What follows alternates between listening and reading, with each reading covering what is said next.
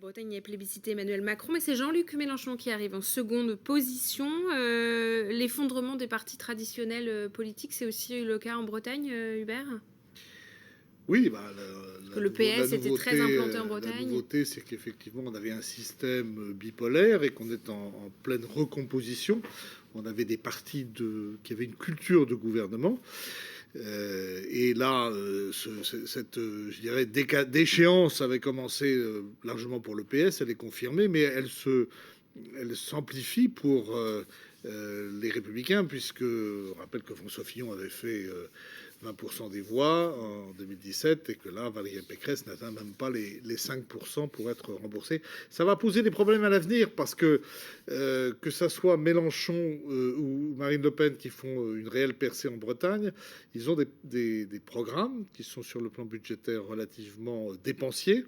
On est dans une situation économique extrêmement difficile avec un endettement très fort, avec une désindustrialisation qui s'accentue, avec un commerce extérieur qui est vertigineusement déficitaire.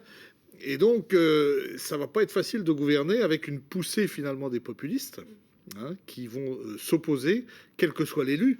Et on est dans la marge d'erreur pour savoir si ce sera effectivement le président Macron ou Marine Le Pen. On ne peut pas dire assurément que le président Macron sera réélu.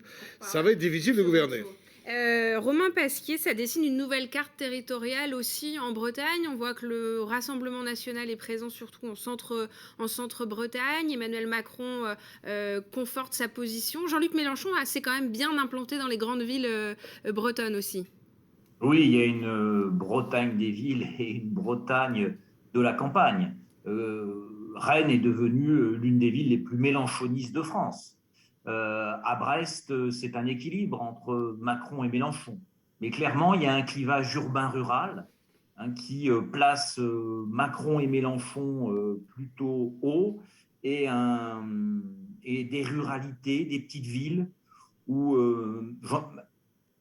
les Le Pen, le courant du Rassemblement national fait une vraie percée. C'est pas nouveau, mais j'ai l'impression qu'il s'ancre. On le verra si aux législatives, il y a une capacité des candidats RN à capitaliser sur cette percée de Marine Le Pen. Ce n'est pas sûr.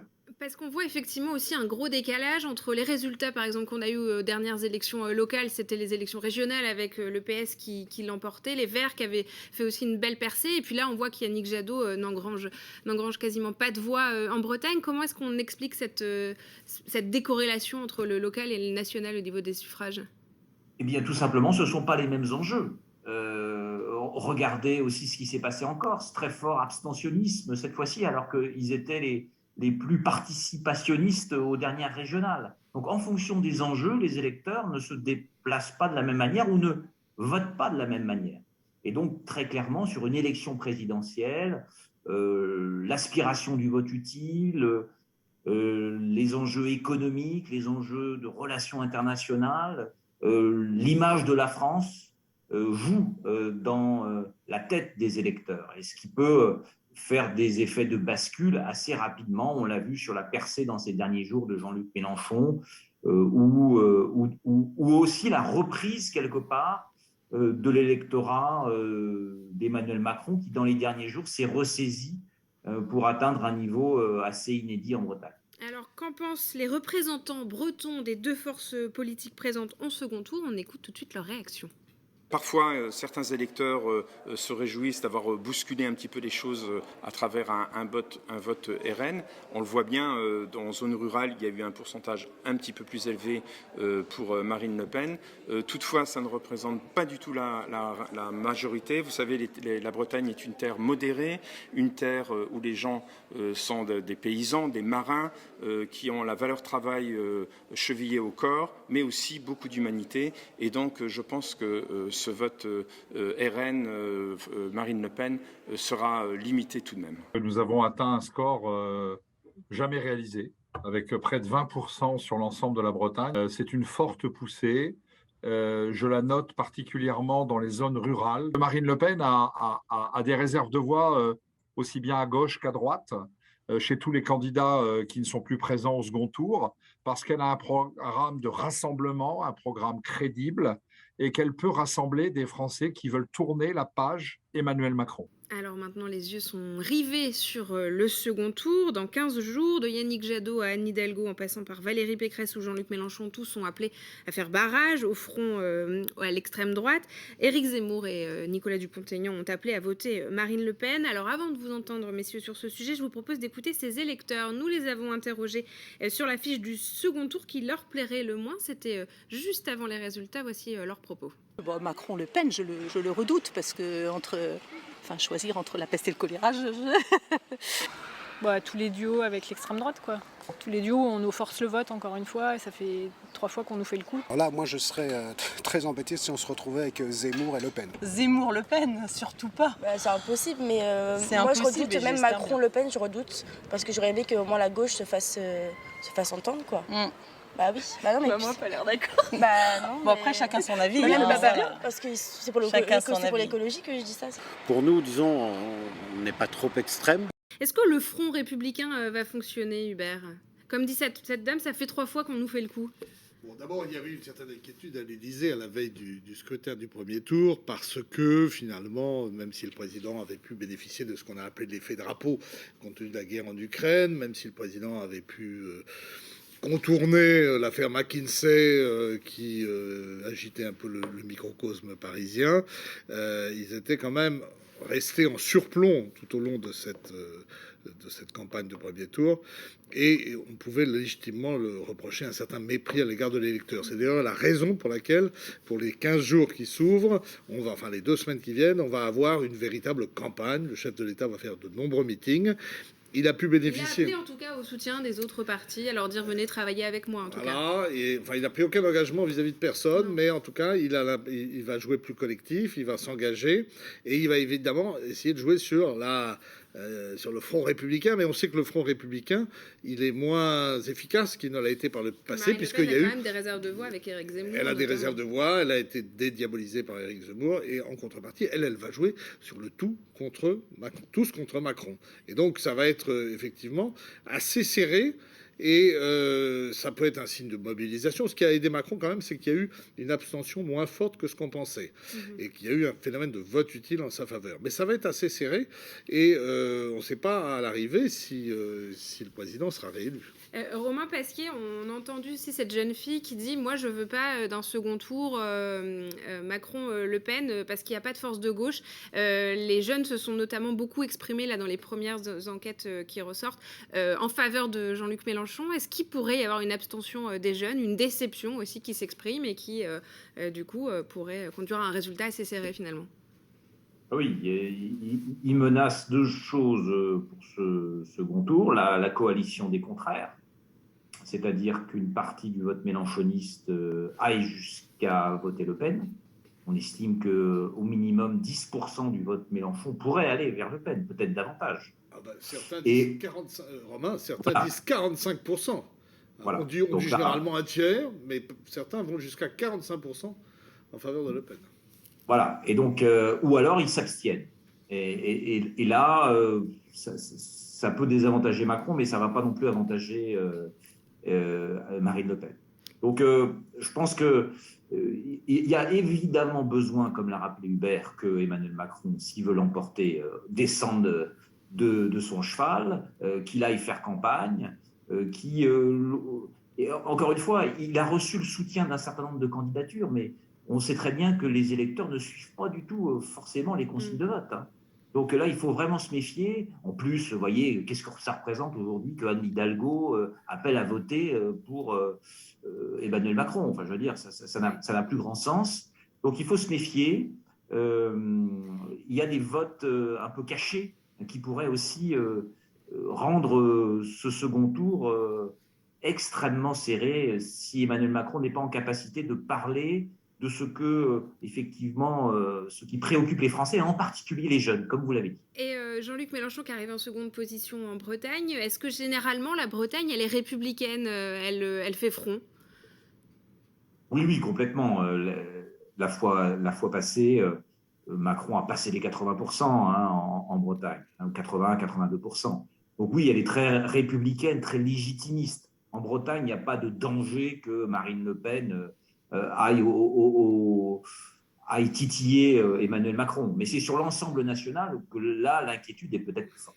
En quelques mots, Hubert, La Bretagne est une région relativement privilégiée. Le taux de chômage est un des plus bas de France et effectivement, toutes les crispations, les oppositions, les protestations qu'on voit émerger ailleurs sont moins fortes ici que dans le reste de la France.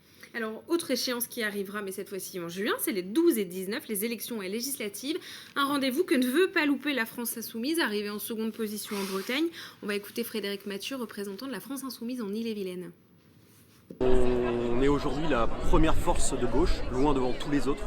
Il y a 3 blocs aujourd'hui en France. Il y a le bloc d'extrême droite, il y a le bloc endolibéral qui flirte avec l'extrême droite, et puis il y a le bloc populaire, et c'est nous. Donc il y a encore de l'espoir, puisque finalement on va maintenant embrayer sur les élections législatives. Et il faut savoir que dans la Constitution de la Ve République, si l'Assemblée nationale n'est pas de la même couleur que le président, eh bien c'est l'Assemblée nationale qui applique son programme, et ce n'est pas le programme présidentiel qui est appliqué.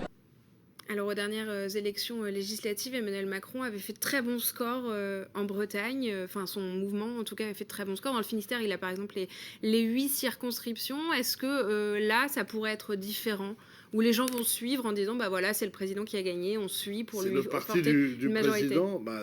Il y a cette incertitude, c'est que la recomposition politique qui avait démarré en 2017 est en train de s'achever. On a 3 blocs. Il y a le bloc libéral incarné par le président, et puis il y a 2 blocs protestataires incarnés par Marine Le Pen et Jean-Luc Mélenchon. Et donc la question, effectivement, c'est de savoir comment il peut gouverner, avec qui et quelle majorité. Alors, il y a eu des transferts, je dirais, au sein des Républicains. Le vote républicain a été complètement aspiré, avec l'aide d'ailleurs et l'entremise de Nicolas Sarkozy, qui a joué un double jeu en la matière. Qu'est-ce qu'ils vont décider? Vous avez bien vu qu'Éric Ciotti a déclaré qu'il ne donnerait pas de consigne de vote, contrairement à Valérie Pécresse qui s'est ralliée à Macron. Donc il y a quand même cette incertitude. Et de surcroît, comme on va voter dans 2 mois, il peut se passer beaucoup de choses. C'est-à-dire que le nouveau président peut être confronté à d'autres événements, que ce soit en Ukraine ou ailleurs. Par ailleurs, il a fait campagne en partie. C'est une campagne de proximité qui avait été induite par Marine Le Pen sur le pouvoir d'achat. Mais on est déjà au taquet sur le plan économique et sur le plan budgétaire. Donc il va y avoir une demande sociale, peut-être un risque de 3e tour social. Et on peut se demander s'il y a une remontée des taux d'intérêt, la récession qui se profile, comment il va faire face dans les 2 mois qui viennent. Et il risque peut-être, si Emmanuel Macron était réélu, de se retrouver en cohabitation. Si Marine Le Pen l'emporte, là aussi, il peut y avoir une cohabitation, Romain Pasquier. Ça sera plus difficile pour elle d'obtenir la majorité au Parlement, à l'Assemblée nationale du moins. Oui, ce sera très difficile pour elle d'obtenir une majorité, sans nul doute. Non, si Marine Le Pen l'emporte, il y a un vrai risque de blocage des institutions d'un 5e. Et le vœu pieux que fait la France Insoumise de dire... Enfin, est-ce que c'est un vœu pieux, justement, la France Insoumise, de dire maintenant c'est sur les législatives que ça se joue? On voit qu'en 2017, Jean-Luc Mélenchon était arrivé assez haut aussi, et ça ne s'était pas traduit dans les législatives. Là aussi, il y a une décorrélation entre les présidentielles et les législatives. Ah oui, complètement. C'est un vrai risque. Ils ont fait un très bon score avec une véritable bête de campagne qui est Jean-Luc Mélenchon, un vote utile. Mais est-ce que dans les différentes circonscriptions de Bretagne ou d'ailleurs, les candidats France Insoumise vont réussir à capitaliser ça? Moi, j'en doute très fortement. Déjà, est-ce qu'ils vont pouvoir s'allier avec les écologistes et ce qui reste des socialistes? Rien n'est moins sûr. Donc, il n'est pas exclu que le 3e tour des législatives soit défavorable aux insoumis et à tout ce qui est protestataire, et que donc Emmanuel Macron, si jamais il l'emportait, soit de nouveau confronté à une reprise du mouvement social, plutôt, à la rentrée. Moi, c'est plutôt comme ça que je vois les choses. Ça va être difficile pour lui de gouverner, c'est ce que vous dites? Ah oui, je pense. Surtout qu'il a, notamment sur la question sociale, parce qu'il a annoncé la retraite à 65 ans, la contrepartie des heures pour obtenir le RSA. Et donc là, Marine Le Pen, puis pendant les législatives, ses oppositions au pluriel vont le pilonner sur ces questions-là. Donc il va falloir qu'il tienne effectivement la barre et qu'il trouve aussi des pare-feux pour éviter que le sparadrap du président des riches lui colle de nouveau à la peau. Une réaction très rapide Ce sera pour conclure. difficile de gouverner quel que soit le candidat élu. D'une part, parce que sur le plan sécuritaire, Marine Le Pen va sans doute appliquer son programme, notamment en matière d'immigration, et donc il va y avoir des tensions. Et pour le président, parce que le quoi qu'il en coûte a eu des effets pervers, et qu'il va falloir redresser l'économie, redresser les comptes, et ce sera difficile parce qu'on est allé assez loin et que ça n'est jamais assez. Merci à tous les deux pour ces réactions.